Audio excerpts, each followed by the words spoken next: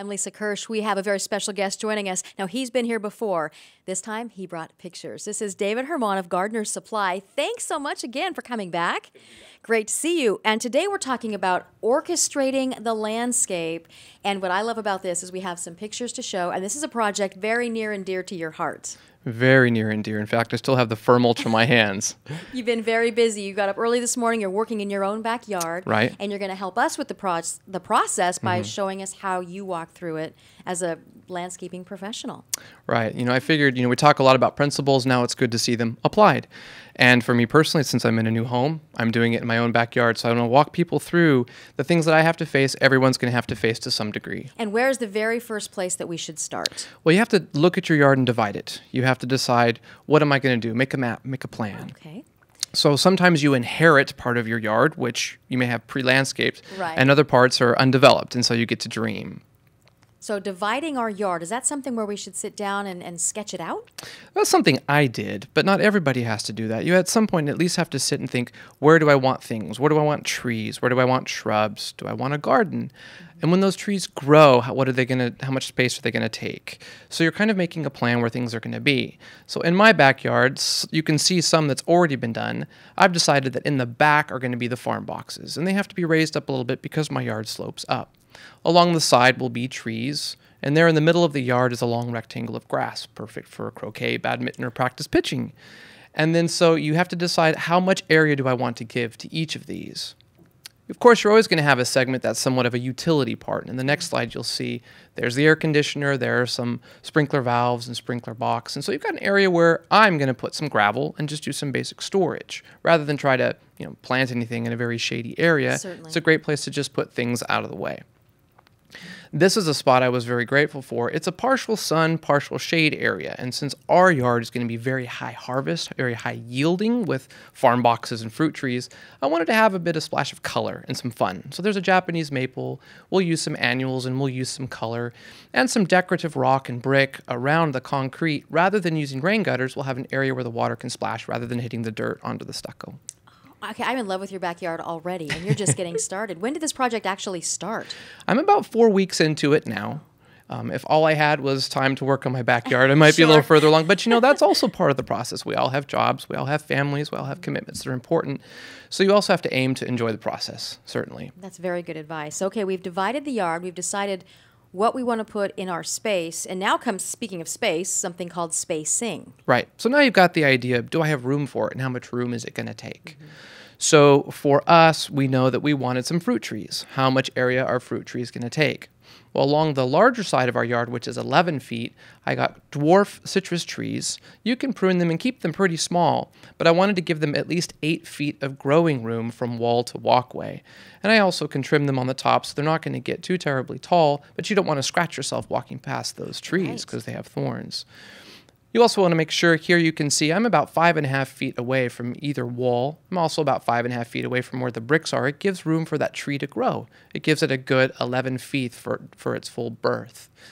And along, you'll see these trees are planted about 11 feet apart. So it gives them that room to grow. And then here you can even see from the patio looking out, I'll have a little gravel walk to a border. I'll have the grass that's in between. It's about 20 feet long. And then there's another gravel part before I get to my bricks. And then those bricks are set to allow 2 rows of farm boxes. And in between those farm boxes will also be a walkway. So I have to make sure I have measured enough feet for each farm box that's 4x4, each 1.5 feet in between the farm boxes, and then space between the back wall also. When you mention the space and the spacing, it seems like when you buy a plant or a shrub or a tree of some sort, it does tell you how tall they'll get, how it gives you sometimes ideas on the spacing.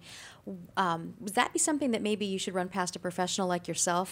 Certainly, or even when I bought a lot of these out at Reimers or a few out at White Forest, you ask, how big is this tree can it get, and how much can I prune it before I damage it? Can I keep it small? So it's giving you a plan, how much space should I allow? So often we might buy things and just not understand how much room they need. Right. So here you can see again that with the farm boxes, they are 4 feet wide, But you need a walk between if you're going to harvest from either side without having to lean all the way through, especially when your vegetables are full grown. It's going to be hard to reach the other side. So I've given myself room to walk in between and on the other side of the wall. So is this where the height and the level planning would come into play? Oh, there's some there too, because it's not a perfectly level backyard. It rises east to west and south to north. And so you're trying to level everything, even with those rises. So you have to work with the hardscape that you have. It took me a couple hours just leveling each aspect of those boxes before even putting any mulches in them. Wow, and that's a lot of work in itself. Here you're looking at the very, very back. And so after you think about the spacing in the room for growth and what you want where, you also would like to have a view of how things are going to look. If you're in the front looking back, first you're going to see the brick. Then you're going to see the boxes that rise a foot above that. Above that, you will eventually see the growth of your tomatoes or of your berries. And then towards the back, I'm actually going to have some grapevines that will rise yet above that.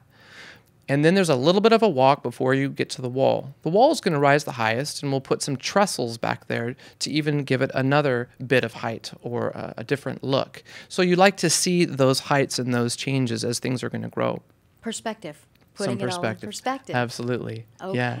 And that's just one part of perspective. That's the view, that's the aesthetic, and that's how things are practically going to unfold. But also, how is the yard looking from various spaces or from various places? This was somewhat new to me. When I was looking out from my house to the backyard, I envisioned, how am I going to design this yard? And that's proper. And I was told, why not leave one space somewhat undeveloped? So where those bricks end is going to be a 15 by 15 area, totally undeveloped, that in the future, I can decide to build a raised deck, maybe a little gazebo, maybe a fountain in a little bistro sitting area. I'm not sure, letting the ideas unfold and just leaving it lay fallow. Our assistant manager built a little cottage in his backyard. He has a real rise to his backyard. Beautiful cottage with stucco and brick and rock, and it just gave me the idea, how about having something fun? Because in that place, and this next photo shows, this is the view you have back. The landscaper helping me with this said, why not get a different view? Why not look back at your house? Why not look back at some of your citrus trees and your Japanese maple and some of your colors? Why not have the look backwards? And I thought that was a great idea. I'd never thought of before, having a view both ways. And the perspective part that I really like what you said is, when my little guys were small, the first thing I did was buy a big swing set for them. Well, now I don't want them on the swing set because they're flying off the swing set because they're too big for it at this point. So what will I do with that area? And as your needs change, as your family changes and grows, you can develop and keep developing your backyard. It's not something that has to be done set in stone forever.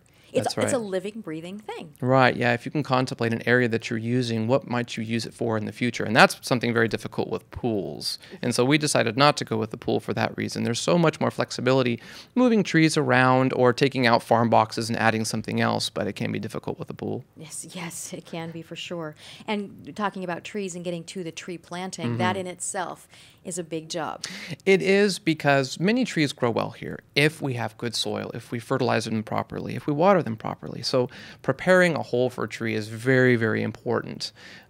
The landscaper who's helping me, it was beautiful to hear. After he helped me plant these trees, there were 11 of them. He's been doing this for many years. He said he would never plant another tree unless it was this way, the gardener's supply way, he called it. So basically, you prepare a hole that's twice as deep and twice as big as the root ball of the tree. At the very bottom, you actually auger down holes very deep, and you put gravel in those holes, and then you mound gravel at the very top of that. Then you put in your mixed mulch, you put in your fertilizer, and you set your tree as you see here with your designated sprinkler line. Now you've got perfect growing conditions for that tree. You've got redwood compost and soil. You've got proper fertilizer. You've got a designated sprinkler line and drainage below it no matter what. Perfect. I like that way as well. It makes all kinds of sense. How about sorry, go ahead. Yeah, you can do the same thing for a farm box. That's why I wanted to show this. You don't have to do it, but since I have so many farm boxes, I wanted to assure good drainage. Sure.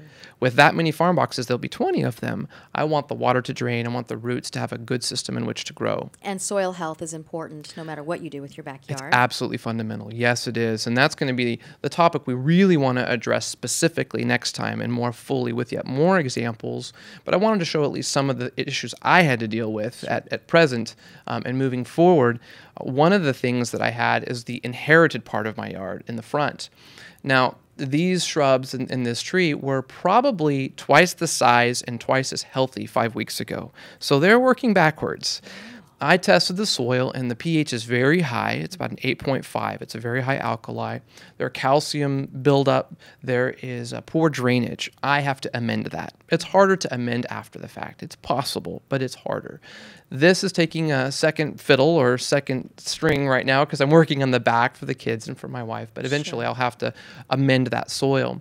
And in the back, where my grass will go, you're going to see an area that looks wet. It's not. This was the washout after the guys were done with the cement curbing. They washed out the cement, the calcium buildup.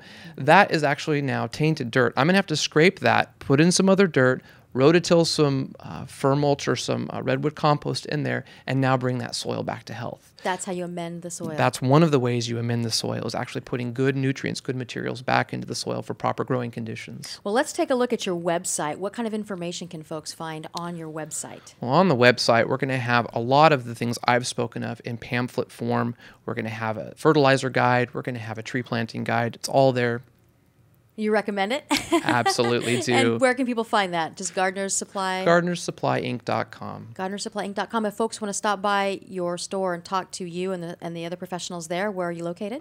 We're on Landco Drive, just about a half mile west of Costco. You can see our pictures on the website and sort of meet us before you come in. David, thank you so much. We always appreciate your time. Look forward to coming Absolutely. back. We have much more to talk about when it comes to soil. Yes. For sure. Thank you.